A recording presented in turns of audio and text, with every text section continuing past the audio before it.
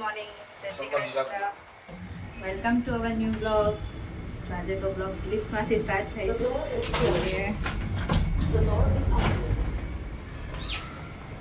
કે હું જાઉં છું બાપુનગર. મારા એક ભાઈના ઘરનું વાસ્તુ છે, ત્યાં જાઉં છું. છોકરાઓ બે સ્કૂલે ગયા છે, હું એકલી જ જાઉં છું. ચલો ત્યાં મળીએ. મારા રાજભાઈના ઘરે આવ્યા છીએ આજે વાસ્તુમાં, બરાબર ને? ભાભી તો આગળ જતા રહ્યા.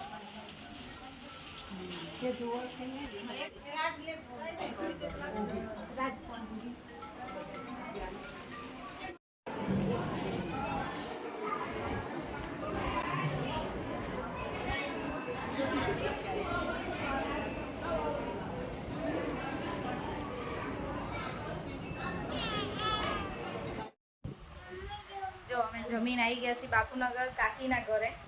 આજ શનિવાર હોય ને એટલે કાકી બપોરે ઘરે હોય નહીં તો ના મળે. હાફ ડે એટલે પછી કાકી જોડે થોડી વાર બેસવા આવી ગયા, મમ્મી ને ભાભી જોડે. હે થોડી વાર બેસીશું, વાતો કરીશું, પછી ઘરે જઈએ. તો રાહીને શ્લોકનો ફોન નથી આવ્યો, નહીં તો ક્યારનો ફોન આવી ગયો. અને એને ખબર નથી કે બાપુનગર અમે અહીંયા આવ્યા છીએ, કે મમ્મી ને ભાભી ને અહીંયા કાકીને ઘરે આવ્યા છે એવી ખબર નથી. હું આવી છું એવું એને એમ છે કે બાપુનગર કોકના ઘરે ગઈ છે, નહીં તો એ બે ચારના ભૂમાં બૂમ કરી હોય.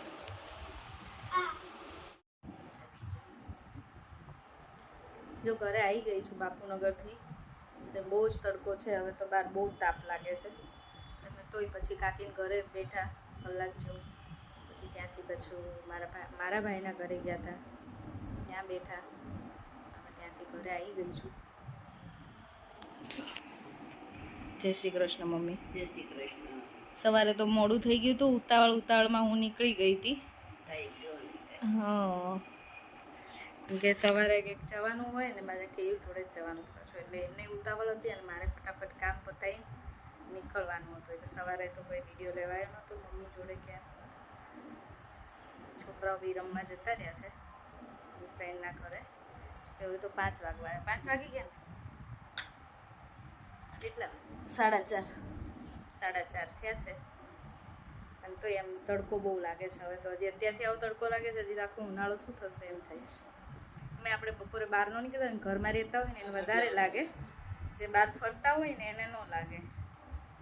ઘરમાં રહેતા હોય ને બપોરે, ક્યારેક આમ બહાર જઈએ ને એટલે તડકો લાગે. બોલો મમ્મી, તમે શું બનાવ્યું હતું બપોરે લંચમાં? અમારે લંચમાં કોબીનું ટમેટાનું શાક અમારે બનાવ્યું હતું. પછી છોકરાઓ માટે પૂરી બનાવીને રસ કાઢ્યો, અમારા માટે રોટલી બનાવી. છોકરાઓને પૂરી બનાવી દીધી હતી, રસ ને પૂરી એમ ને?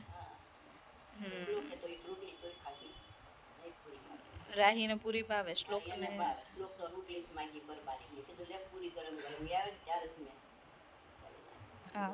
ખાઈ. શ્લોકનું એવું, રોટલી ને શાક મળી જાય ને તો એને પછી બીજું કંઈ ના જોઈએ એવો છે.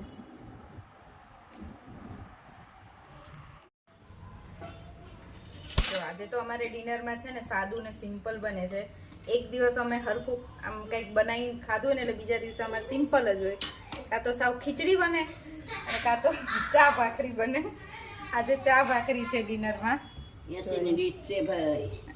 અહીંયા ભાખરી બને છે એક બાજુ અને એક બાજુ ચા બને છે. કેમ કે કાલે પરોઠા ખાધા હતા ને એટલે હવે આજે કંઈ બીજું ના ખવાય. રોજ પછી સારું ખાઈએ ને તો એક તો જામતા જઈએ છે ને, વધારે જામતા જઈએ.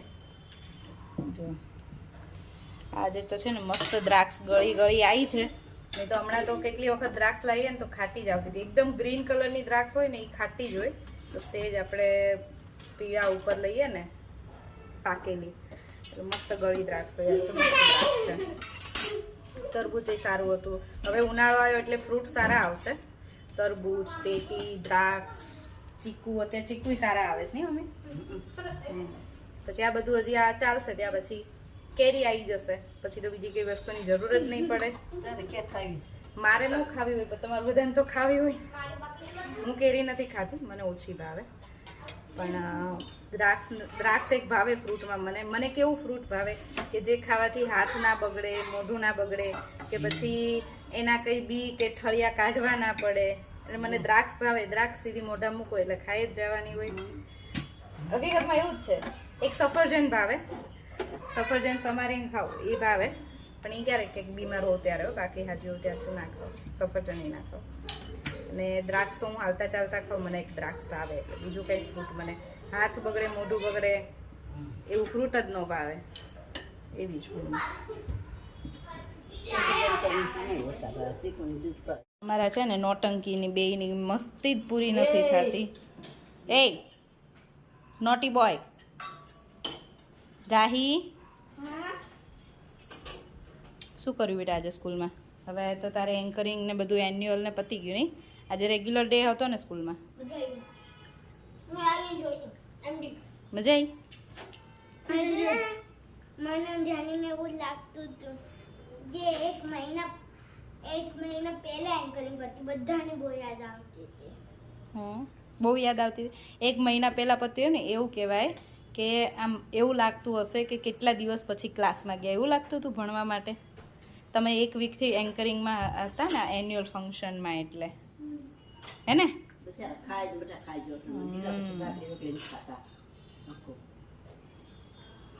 ચલો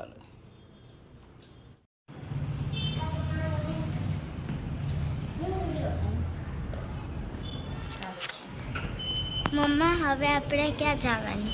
સેટરડે હોય એટલે તમને કંઈ વહેલા હું તો આવતી નથી, હે ને? શ્લોકી શું ઝાકે છે? એટલે હવે થોડી વાર શું ઝાકે છે? પરાઠો મારી આવીએ. ઓકે. જવું છે ને? અને કેમેરા પાછળ જ પડવું હોય.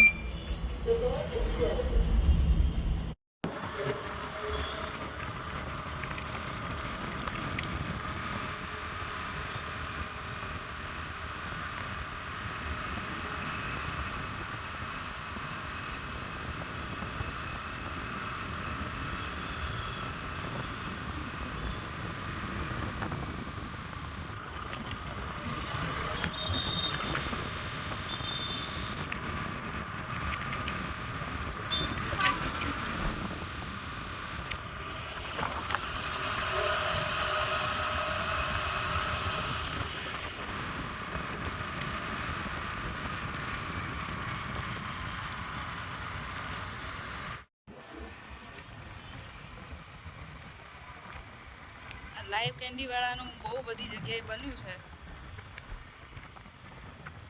એ આપણે ટેસ્ટ નથી કર્યો કેવું છે. અડધું હિન્દી ને અડધું ગુજરાતી. અમારે રાહી તો નહીં, રાહી તારે અડધું હિન્દી તારે અડધું ગુજરાતી આવે.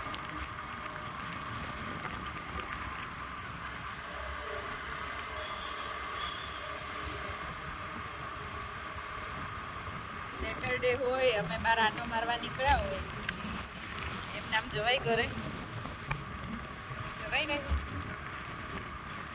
જવાય. હવે આઈસ્ક્રીમ ખાશો ને? તે તો ખાવું જ પડે.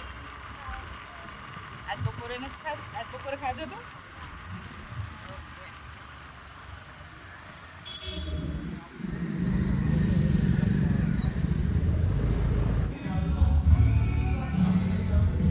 હજી તો બે ગટિયાઓ છે ને ડિસાઈડ કરશે શું ખાવું છે આઈસ્ક્રીમમાં પણ.